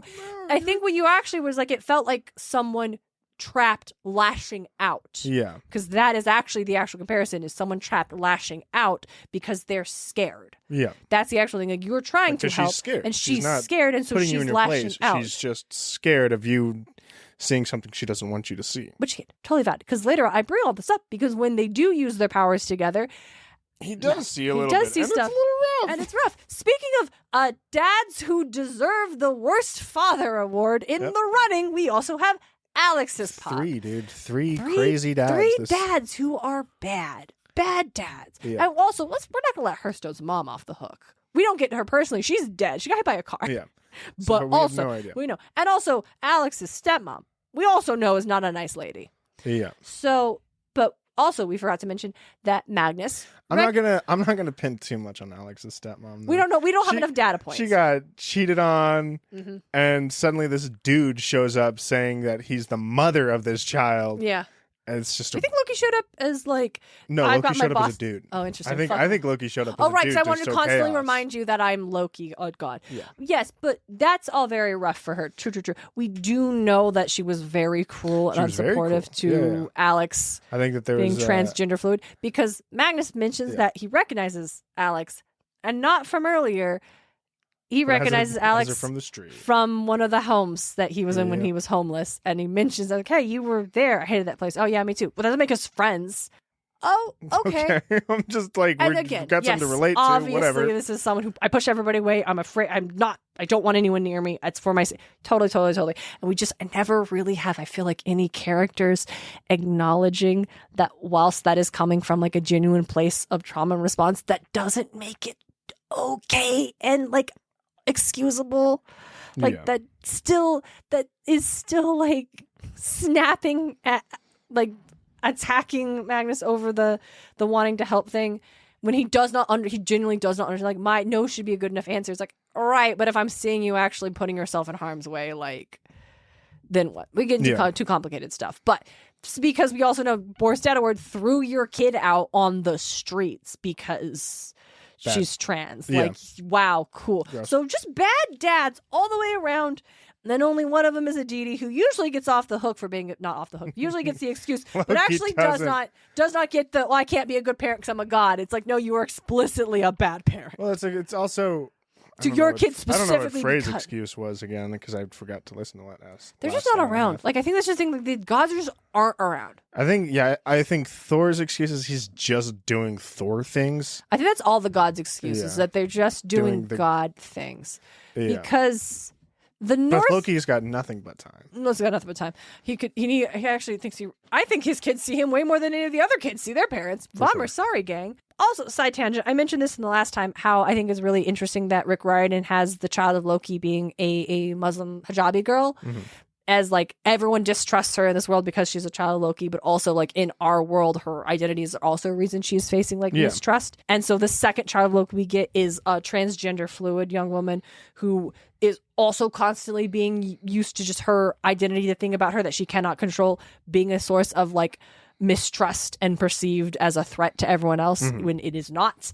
And just inspired. Just very, very good. I think sometimes we forget that Rick Riordan is a fantasy author because it's the middle grade. It's the myth retellings. It's the also adventure. Happens in our real world. Yes, also doesn't. That's what doesn't. But like what I mean by that is that fantasy authors, when you write in fantasy, you do so because there is an advantage to speak in metaphor, to make comparisons, to use themes of the fantasy to examine realities in the world.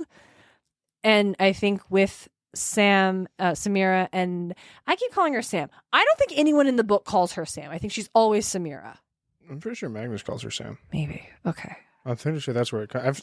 If Magnus always called her Samira, I'm pretty sure we would say Samira. Yeah, I don't know. So it must be back and forth. I think it's So it's through Alex and Samira and being both children of Loki and having these like other elements of their identity that are also a struggle point. Like, I just want to acknowledge that Rick Riordan is a very good author who is very like thoughtful about how he is telling these stories and how he is blending these stuff. And sometimes we'll make fun of him because Heimdall wants to make vines. And sometimes the myth choices are goofy. And sometimes we think that's a little bit silly. Yeah. But also, you can never say this man is not thinking about the kind of stories he is telling in these worlds with this source material. Absolutely. He does a very good job. So basically, Utar Loki tells them, hey, y'all, I just don't want Loki to get out. That's why he wants the sword. I enjoy what's going on right now. And I get Ragnarok, whatever. Like, no one wants Ragnarok to happen. Yeah, it seems like a majority of people don't want Ragnarok. There are some people who do because shit it flips on its head. But it's like I don't want Ragnarok to happen. I enjoy like my bowling alley bar, dude. Like it's fun. You know? I enjoy the shit that you guys got going. Like it's we're just having a good time. We're chilling. Yeah. No, Ragnarok will come one day, sure, but it doesn't have to come right now. So he's the one that clues them in on why. It's like, oh, they want the sword and the whetstone for the bride price. It's like, what does that mean? The bride price goes to the father. Why would they give Loki the sword? What does this mean? Oh, that is going to free Loki. Well, how do we stop that? Don't know. Good luck. You got to go to the wedding, though. So that's when we skip ahead to, well, we see Sig. We do. Sig is great. She's big fan of Sig. Great. I didn't like at first how, like, it's Hearth, Blitz, Magnus, Sam, and Alex. And Sam and Alex are both like, we don't like her. She's like vain, and she just. I don't think Hearth and Blitz are there. No, they are. They are there because they're both like, oh my gosh, it's because Sig gives Hearth the Rowan runestones, and yeah, it's a whole thing. Yeah. And they're like, she's very like, she comes off as potentially being kind of vapid and vain, but also very like. Here's the thing, she's this very sincere airhead. I like that. She's a very sincere. She's a little vapid and vain, but she's incredibly sincere. Mm-hmm. It's not like she's doing it in like any malicious. Yeah, she's like way. A goddess. Because when she's like, yeah, Thor calls me a trophy wife. And here's the thing, I was thinking about it, I'm like, there's no way Thor is like using trophy wife in the demeaning way that we think of it. I'm sure Thor is literally like Sig.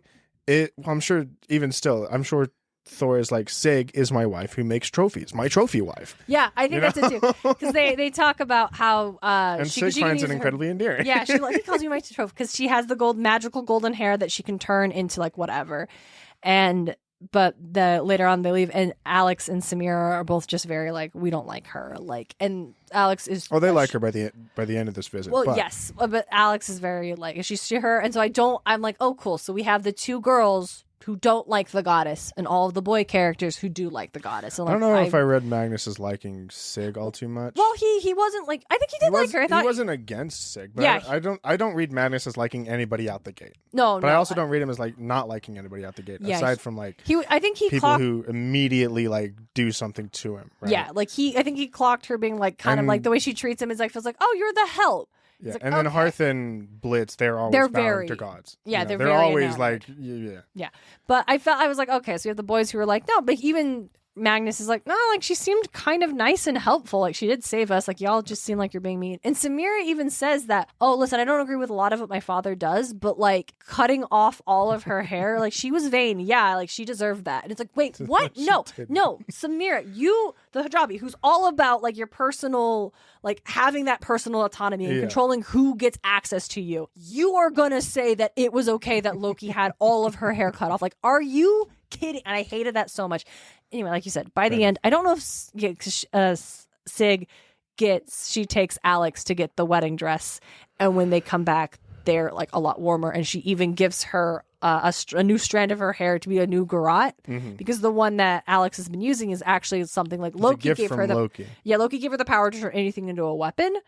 So to try to spite Loki, she used it on the pottery wire. It can stretch. It's very sharp. Yeah, it's very sharp. So Sig gives her a new one. It's golden, and best of all, it's not from your father. Yeah. And I like that. And then at the end, I like that Alex is like, okay, she kind of reminded me of my stepmom. So I was definitely like harsher and colder with her, but that wasn't okay. And I was like wrong. Judging by book cover cover kind of sucks. Yeah, kind of like I have all people know that kind of sucks. And so I actually like, and again, shouting at Rick Riordan for being very thoughtful. Like I thought at the beginning of the scenes, I was like, okay, we're doing this trope. It's one of my least favorite tropes, but whatever. We just didn't talk to Sam after her makeover. I'm sure Alex and Sam talked. Yeah, we don't see Sam having the same thing, but she also gets a very, very pretty dress that has like the veil and stuff. And then take Thor's chariot to the wedding venue and hope that Blitzen and Hearth and Floor 19 and the gods show up in time.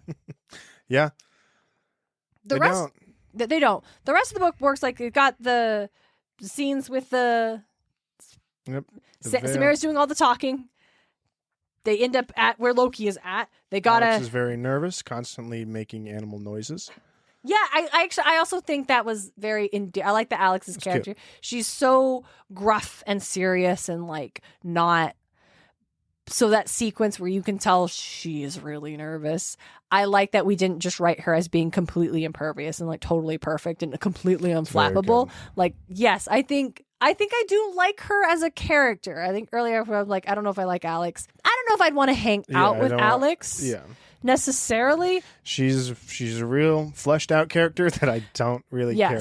I don't know if we want to hang out with Alex, but also I don't want to hang out with any grumpy, moody 16-year-old. Yeah. I'm 30. Yeah. So I don't hang out with grumpy, moody 16-year-olds who haven't been to therapy yet. So we kind of touched on it earlier. They eventually get Thor's hammer brought out to be able to bless the wedding, and that's when Alex strikes and like jumps on the giant and like starts strangling him and has the "I want a divorce." Yep. Which, manages to kill him. You know, as soon as she's the one who said, "I'm going to be the one in the dress," that was instantly, she's like, and then when it's time, I'm going to tell him I want a divorce. She had that line in her back pocket, the whole time. waiting for it. That's what she was actually nervous about. Yep. Was like, what I got to be ready. I'm going to fuck up the line, I dude. can't fuck up the line. But I'm going to like ask, do you want a divorce? Like, I don't know. You know, we haven't talked about Uncle Randolph except that he was being used as a conduit earlier. I mean, He's just a sad puppy. He's having a bad time. Magnus did see the death of his family on the boat, the mission where they were going to go out and get the sword, and then a storm came in and so understand Uncle Randolph just a little more. Yeah, his wife was on the boat. His daughters were 11 and 8. Yeah, and young. Just completely, they were all lost. And you're just kind of he's talking in the narrative of like, where did this storm come from? Like he planned it. He wouldn't have brought his family if even it might have been a little unsafe. And so it's like almost implying this was not a natural occurrence. That you definitely get the vibe that like Loki has been planning this for a really, really long time. Well, he has needed the blood of a nobleman. Yes, and they're just the Chase family's descendants from Old Norse kings. Yep. So. And this guy is also can read maps, can find shit. Yeah. So, and also at this point, Magnus is already around. His sister's son is a child of Frey. Yep. And you're going to want that because Loki sent the wolves to go kill his mom. So Loki's been playing fucking 5D chess for decades, waiting for this moment. And I don't remember if it's ever confirmed that Loki did kill Randolph's family, but like I'm pretty sure Loki killed Randolph's family. I certainly wouldn't doubt it. Loki is freed. We get a little bit of his wife, who seems to not quite be fully on his side. Maybe I don't know. It seems like at one point in time when Loki is calling Alex forward, thinking like, "With Sam, let me double check." She might have possibly purposefully, accidentally spilled the bowl of venom right in his eyes. Yeah. And distracted him long enough so that wouldn't happen. So he would forget about checking under the veils. Yep. And they do, but it's by that time Alex has made herself look like Sam. But so that's interesting. You got this hints of like maybe someone else is on their side. But in the end, Loki escapes because of course Loki escapes. Yep. It would kind of be wild if we didn't have Loki ever escape in these books. Yeah. Randolph dies rather than let Magnus save him. Randolph's really been through it. And, like, honestly, okay, if this is what you want, I can't. I feel bad for Randolph. I feel bad for Randolph. For sure. Like, I think he trusted Loki. I think early on he did just trust Loki. And in the end, he was completely under Loki's control and just couldn't get out of it. Yeah. And that sucks to see. And it sucks to see. And it is so interesting. Again, shouting out Rick Riordan as a strong writer, that Randolph doesn't get out of it.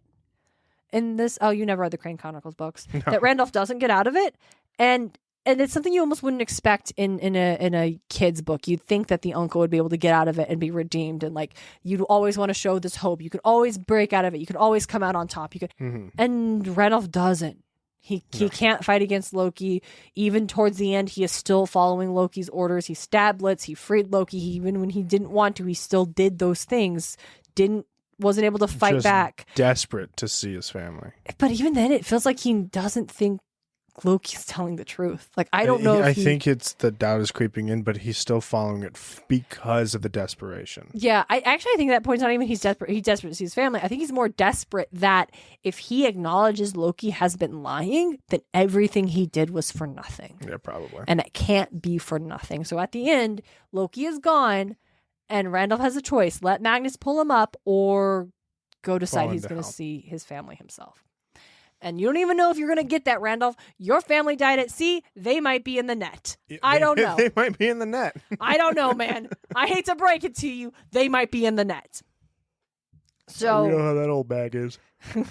And so the gods, our team does show up to try to stop Loki. And just too late. They fight the giants off, though. They save everybody. And then the gods show up, and that's when Loki bounces because he knows he can't fight against them. But Loki's out. Thor gets his hammer back. They go party at Valhalla, but everyone's a little bit like, this is just... Well, our group is a little bit like, yeah, Loki's our free, group but all the other barbarians are like, fuck, Ragnarok's starting soon. Let's go! Yeah, it might be that. They're like, oh, cool, gang. Sam is tasked with the mission. She's got to be the one to go track down Loki. Yep. But they got to figure out where he's going to be, but they know he'll be on the ship of the dead, and it can't set sail until the weather warms. So the water unfreezes. Yeah, the water unfreezes. Alex is able to be resist Loki's control entirely. Like every time it seemed like she was pretending, which is so cool. I love the idea that like she is fully in control and like owning her identity, and that is what gives her strength. And that is so great. Loki did try to get their hearts to stop beating, and Sam survived that. So there is something there. Yep. But Alex is trying to tell her that she needs to like own her shape-shifting in order to fight back against Loki, and Sam just does not. Yeah. Is not jazzed with that. And so they're having a little bit of they're a little bit into it. And then finally, Magnus has been trying to get a hold of his cousin Annabeth the whole time. And he's like, I haven't heard from her since January. And that's super weird. And I'm just really worried about her. And so I'm sending a crow. Send a raven. A crow? Yeah, send a raven. And he does. And they meet up. And she says, yeah, communications have been really weird for us demigods. They've just been down. It's been down. I didn't realize it would be like I should have known it would have impacted you too. And he's like, what? Communications? What are you talking about? Don't worry about that. There's something about gods falling from the sky. Don't God worry. fell down, became a human. Now he's doing the whole thing. Don't worry about that. What are you up to? Like, what's going on? Oh, Ragnarok's starting soon. I'm sure you'll figure it out. Yeah, I'm sure you got this. I don't know. I got to finish high school. She's wearing a New Rome University sweater. Yeah. And she says, oh, you have to get on a boat? Okay. So it's time you meet Percy. I think it's time you meet my boyfriend, Percy Jackson. Very and listen, I want Percy to have way more of a role in Ship of the Dead than he did. I understand he can't, but I wanted more. Here's the thing, though. We get one pointer from Percy, and it's how to effectively survive a 60-foot drop into water. And then, hey, you should have listened to Annabeth. But we'll talk about that in the next episode. This one, I just want to acknowledge that it doesn't matter how fleshed out the characters are. It doesn't matter how interesting the world is. It doesn't matter how cool the concepts of these stories are being pulled. Like, it does not matter to me.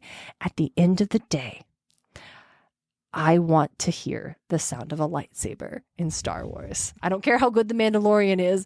I'm excited to hear a fucking lightsaber noise simultaneously. At the end of the day, I want to see Percy Jackson in the required books. Like, I'm excited to see Percy. It's great. That's just like that feeling of, I think it's time for you to meet Percy. So good. And the weekend had come. Percy Jackson had arrived in the first Trials of Apollo book. Like, those just fill me with such delight and hope. And then I'm just like, I'm sorry, Magnus. I do like you. No, we are friends. I am invested. But Percy's here. But Percy's here. And I'm just like, I don't know what to tell you, man. But Percy's here. Percy's here. He's stronger. He's faster. He's better. Listen, I've just better looking. I've just known him longer, and that's the. This dude was 12 when he faced shit like a war god, and you faced a fire giant and died. Loser, dude. You had a magical auto sword. You didn't. Come on. The auto sword wasn't turned on. It wasn't autoing yet. It wasn't autoing yet. Yeah, it's just. It is that line. And Rick knows it too. Rick knows it too. You don't end the last book on it's time you meet Percy if you don't understand the power that holds in your hand. Absolutely. Hey, these books, it's only been like 6 weeks since the last one, and the next one's going to pop off here before summer starts. These books go real quick. Mm-hmm. Like, bop, bop, bop, bop, bop. And they are happening within the time frame of the Trials of Apollo book. January. He dies in January. This is March. And he's done in like June. By June, yeah, like by summer, because by the time the ice melts. I think Trials, I want to say, ends in August. This book ends. Well, hold up. We'll talk about this. This is a conversation for the next episode. Okay. But I don't know. Here's the thing that I think when we were talking before when you were still listening or before you finished, you mentioned you just weren't enjoying it as much as the first one. I don't know. Yeah, and I think that's fair. I think I definitely like. I think I like the first one better. But simultaneously, I do like that we're getting more into the other characters. Oh, it's great. Like getting more Hearthstone. It's not that I like. It's not that I like the. I didn't say that I like the first one more than this one. Mm-hmm. To be honest, I think I like all of these books about the same across like all of it. I think, oh man, it's a great return to form and a Sword of Summer. This is like good character building, and Hammer of Thor and Ship of the Dead is a really good roundabout. Yeah, rounded up. I just wasn't enjoying it as much as I did on the first listen. Yeah, or on the first read. Right? I'm just not. I don't know. I couldn't quite pin it down, but something about it, I'm just not quite enjoying it as much. Yeah, no, I think I feel that. I think talking about it with you, I enjoy it a lot more. Having covered those things and discussed it, I really like the book. Dude, couldn't be me in that last chapter while he's talking to Annabeth crying about Jason. Couldn't be me. Hey, hasn't happened yet, but couldn't be me still fucking crying about it. We'll talk about it next episode. Until then, if you want to hear us talk more about Kingdom Hearts, follow us on Patreon. Yeah, we'll definitely do a bonus episode, but you can also read those logs for free. Yeah, I should have called them reports. The cat's sticking her paws under the door. Just her whole ass. She pulled away. I heard. I was gonna say I was actually wondering if I was gonna have the entire Kingdom Hearts thing just be free. Just all the Kingdom Hearts stuff? Just all the Kingdom Hearts stuff is free to anyone who follows on Patreon. Whatever, enjoy it. I don't care. I can't anymore. Okay. After we're both done with the series, we could just have like a nice. Let's talk about it. Yeah, maybe we do. Maybe one of the bonus episodes for our patrons is once we're done, we talk about the whole thing, but the reports, and then I think we're going to do a audio commentary, listen along to the 358 days. Okay, if you want to do that. Yeah. Okay.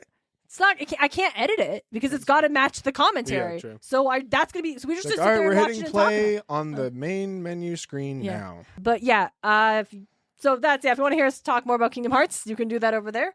Or if you want to hear us talk about other things, but more of it, but not Kingdom Hearts, you could pay us $5 a month over on Patreon. Absolutely. We've got so much, guys. We got a ton of content. If you do like us, I think more than we have on the main feed exists over on the Patreon. Yes, because we don't stop on the Patreon when our hiatuses come around. Mm-hmm. And we also Musemas. Get over and check it out. There's 24 episodes of Muses on there. There's very proud of those episodes. Almost 40 episodes of the Remyth ones, which are for our higher tier ones, which are full dissections. There are some almost movie nights. We got to do movie nights. April movie night now. That's just for whatever. There are almost 100 episodes of the bonus episodes where we just talk about whatever. Yep. So yeah, it's a good time. It's an absolute blast. I really hope you guys come and check us out. Yeah, check it out. Or, if you're like, odds, I get it. Groceries are expensive. Always just let us know, hey, you listening supports the show. Telling us that you like the show by leaving us a review so other people know the show is worth listening to is also a really great way to support the show. Mm-hmm. Or telling people that you think, hey, you might like this one. We know everybody's talking about the Percy Jackson show still, but if you like Ryan's work and you want to listen to something else, or this podcast is talking about the Magnus. That like Norse mythology. Or if you like Norse mythology, we promise we're going to do a good job now that I'm less stressed out about trying to fill episodes. Now that we understand how Norse mythology works. Gang. All right. Well, I'm done talking. Don't be like Zeus. Don't be like Zeus. Muses of Mythology is created and hosted by Darien and DJ Smart. It's edited by Darien Smart. The show is produced by Darien and DJ Smart, as well as Tim O'Connor, The Crystal Con Man, Nicholas Miller. Our music is Athens Festival by Martin Hain, and our cover art is by Audrey Miller. You can find her on Instagram at Bombshell Nutshell Art. Want more Muses of Mythology? Support the show on Patreon. Just $1 gets you exclusive bonus content. Get more at patreon.com/Muses of Mythology. You can also support the show by leaving a review at lovethepodcast.com/Muses of Mythology, or tell a friend why you love the show. Don't forget to check out all of our episodes and episodes transcripts at musesofmythology.com. Thanks for listening.